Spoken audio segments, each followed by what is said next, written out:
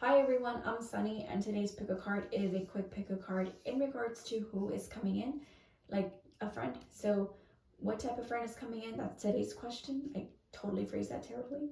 So I have 4 piles you may choose from left to right. I have pile 1, 2, and 3, and 4. So if you need more time, you're more than welcome to pause the video and then select the pile or piles of your choice when you're ready. So do keep that in mind and only take what resonates and leave what doesn't.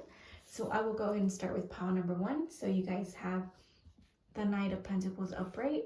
So the person who's coming in, who's going to be your friend soon, coming in soon, is someone that you probably work with, or you're going to be, working with them into some common goal. So maybe it could be a classmate, it could be someone that's like at your work. So like when I said classmate earlier, I would mean something like, imagine you just like graduated from high school or university, or maybe you just completed like something like your 2 years or your 4 years, and you're like, oh, I want to go into higher learning, for example. So you would meet them during your master's program or your PhD program or another specialty where you're like, oh, I met them through like a vocational or technical school too, where you're like, oh, we take different courses, and then suddenly I met this friend and we're working to the same goal, or we're working through the same stuff, we're stuck together. I just feel it's a young male energy who's embarking on their journey too, who's starting out with that passion for responsibility, a passion for earning a higher income, for learning a task that's going to help them kind of get better. So even if it's not that, and it's a work friend or someone that you already are working with, it does feel like it's a young, responsible, earthy kind of guy. I feel that maybe they might seem boring at first, but there's someone that's gonna stick around for a while. So, you might enjoy that you're kind of getting to know each other and taking your time. You're like, oh, or maybe the fact that you're always constantly stuck in the same shift, you're like, oh, this person's not so boring. You're not as bad. Like they have, a personality or sense of humor. Maybe it might be a little bit more dark, but I do feel that they might have a sense of humor. And the reason why I said it's like might be mom.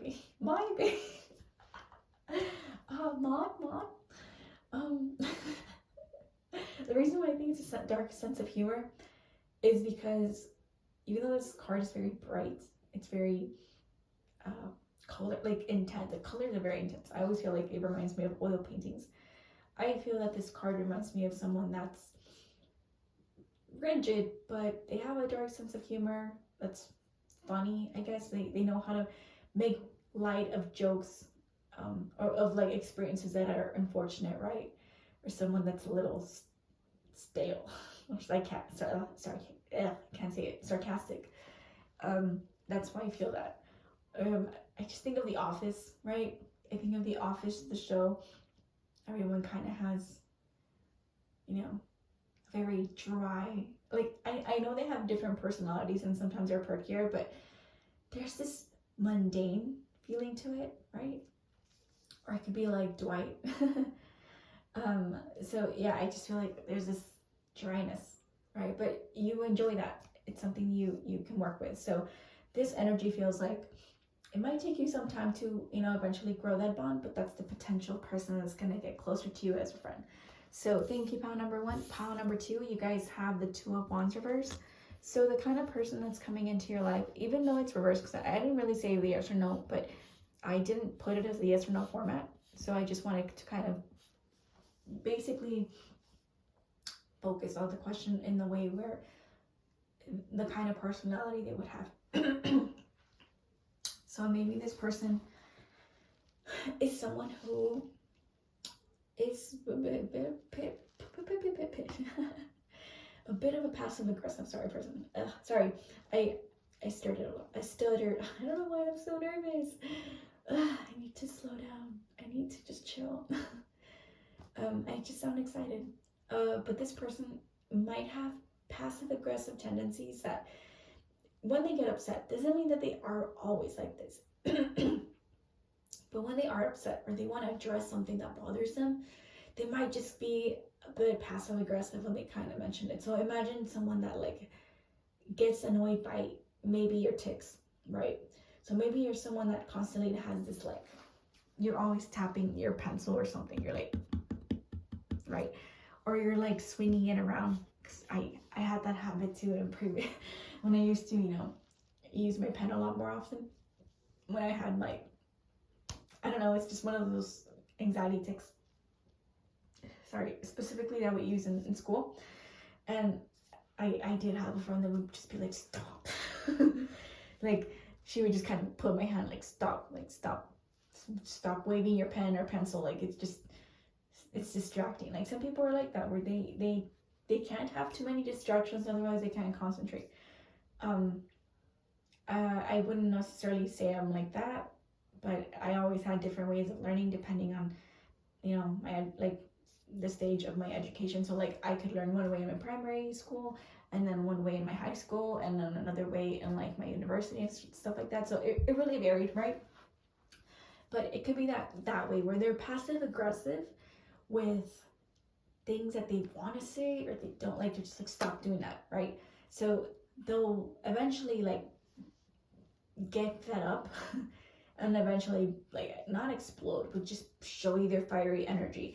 Or they could be someone that also has to kind of, when I always think of reversed wands, I always think of someone that has to purposely think about the situations, like, where do I want to invest my energy? Because if I use all this fire energy, I I run out, so I'm very low on energy. I can't tackle the things I need to. So I really need to not, like, super focus on something, but really, like, make sure that I'm using my time or my energy wisely, because I know I don't have it all the time. It's like, imagine someone who's always chronically fatigued, or someone who's always easily tired, or someone that just kind of, like, gets sleepy, or someone that's maybe frequently sick, that they're like, well, I can't always do this because I'm always sick. Like imagine, like, oh, I have a ton of things to do, blah, blah, blah, blah, and they're like, oh, but I can't do it today because I have flu, right?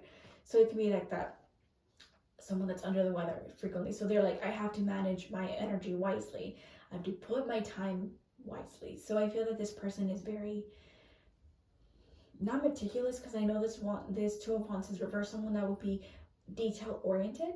They try to look at the big picture sometimes, but I do think that they need to think from within, and when they address something and they decide to, exert that energy out, it's really when they made up their mind and they've already planned it out and mapped it out and strategized, and you're like, hey, this is the way. It's like, I do have tunnel vision, but I have to think about it for a while, like, before I put the pedal to the metal, right?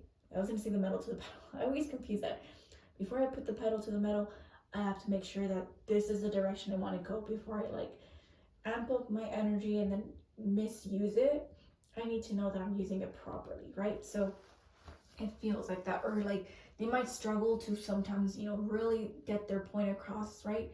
So maybe they can get upset and they maybe have their moments, and they need that time that's alone, right? Secluded. Or maybe they depend on others to kind of point that out, right? Because it is Two of Wands, so they might need somebody else to kind of give them their opinion, or it just give a little bit of Libra energy, doesn't it? Rely on, like, what do you think? Because I think this way, but I just kind of need that confirmation. So that could be it, where they kind of second guess themselves a little bit more weary. That's their personality. So thank you, pile number 2. That's the friend you'll have soon. So Ace of Wands reverse. I'm sorry, pile number 3. You guys have the Ace of Wands reverse. I should have just started with that. I don't know why I continued so fast. I need to slow myself and pace myself. I need to remind myself that. So your friend that's coming in, pile number 3, is someone who might not be very motivated right now. I think they could be in the near future, change their look or change their thinking and perspective. But right now they're kind of in a rut. Maybe things didn't work out for them. They took initiative in something. They took plans. They put they stepped their best foot out. I'm saying this poorly, but I had it at the tip of my tongue. Basically, they put their best foot out, and I don't think I'm saying that right, but they didn't have successful entrepreneurship, right? Entrepreneurial avenues. So maybe they just kind of kept going and going, and, like, nothing gave fruition the way they wanted to. So they might have exerted themselves a lot and their ego kind of like went down. So I think there may be a little like in that way where they're not sour, they're just kind of not very motivated. I think they're kind of like on their lows. Like I don't feel they're typically like this, but you just happen to catch them in their lows. Like this person's just like, I feel defeated. I feel like a confidence, like my confidence was like on the ground. Like I really feel like life humbled me kind of personality. So I feel this person's the kind of friend that's coming in. Doesn't mean they're like gonna be negative, but that's the friend that's like someone that's maybe a little bit more passive, someone that's just kind of low, but you know, there's someone who might take some time to kind of get that motivation out of them, but it's because like they haven't had their successes, or they haven't had something successful, what they consider successful, happen to them in a while. It's been a while for them, so they're kind of feeling the heat. Feeling a little icy because they're feeling the heat. So that's where you feel like I'm hitting a wall with this person, but this person still kind of allows you in their life.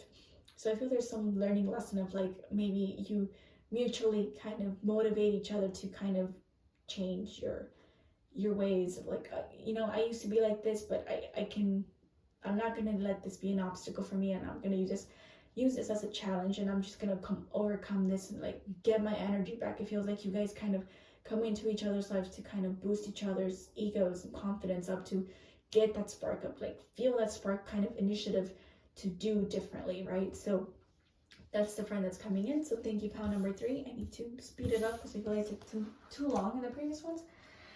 Pile number 4. You guys have the Queen of Cups upright. So I feel that this person is possibly a strong, mature female. I think this person is, compared to you, right? I feel like this person's coming in who's older than you. They don't have to be that older. It could be like literally 1 year older than you. Sometimes that is the Queen of Cups. But someone that's very emotionally mature. Someone that has had to have a lot of experience in maybe not so great things, right? I always feel that when you think about the Queen of Cups, like this is a person who, in order for them to be emotionally mature, they had to go through a lot of difficult hurdles, right? So there could have been loss, there could have been challenges of not feeling appreciated or loved or seen, until they have to kind of go within and nurture that to a point where they feel like I'm self-sufficient. And so therefore they are overflowing with that cup. Like, should you ask for it, that nourishment is there. Should you need assistance emotionally, that person is there, and they just know how to care for you. They know what to say and think they know what to say because they think above the anger. They feel above the sadness. They're like, well, yes, you will feel sad, or you will feel angry, or you can feel the ugly feelings, but that ugliness is going to lead you to the fact that you appreciate the lovely other feelings that you have, which is happiness, or the fact that you can feel empathy for people. Like, it still allows you to see the beauty in the ugly. So I think the emotional maturity comes from those types of challenges that this person wasn't given always. It doesn't always have to be, but I feel that this person wasn't always given that loving emotional energy, but they learned to acquire it. And because they learn to acquire it and deal with it, they know how to give it and offer it to people if they're around them. But of course, they know how to discern and use their discernment to basically weed out people that can be, kind of toxic around them. So I feel this is someone that knows who they are, someone that's regal, someone that's not going to take the bait. I feel this person doesn't take the bait. Like, imagine pettiness. Like, imagine they have to deal with, example, women around them who are petty. They're just going to be above that. They're like, I'm not taking the bait. I'm not going to be like, well, F you too. Like, they're not going to go cuss out like X, person. I think they're going to be like, okay, you have your things, but the reason you're acting out is because, you're not dealing with your emotions. Like, they know you're like, oh wow, you're just using me as a scapegoat because you're not dealing with this, right? So they don't take it personal. Like, they know, they're like, it's all right. Like, I'm not that they won't deal with it. They're just like, well, I'm just gonna shrug it off. It's not so much of a problem. But I do feel that they are open for that person to, let them know, like, hey, do you want to talk about it? Like, what's eating at you? Like, I know you're not mad at me. So they take that as a tool to basically make the other person be a better person, to acknowledge their issue. But I also think that they use that as an opportunity to learn even more from different experiences from others, to feel that they can be compassionate for other people should they need it, should others need it, if there's another situation that arises like that. So that's where their emotional, compassionate maturity comes in too. So they really use the people around them. They don't use like, I'm going to use you, but they use those experiences with people around them that are not great to basically elevate themselves. I mean, maybe people put them in a pedestal because they are actually people who deal with like emotions. Like maybe they can be a counselor, or maybe they can be someone who's a mom and deals with stuff like that. And they're like, well, I have to learn to dissipate, the anger, the crying, right? So they know how to use this. So that's the friend that's coming in, right? I'm just gonna leave it at that. I feel like I'm going too much in detail, and I should not. I'm trying not to, but I'm not listening to myself. So thank you so much for watching. You stuck till the very end. Please like, subscribe, comment, and share. It helps me out with my channel and growing it. I appreciate you guys for watching so much, and thank you all to my subscribers. I haven't said that in a while, so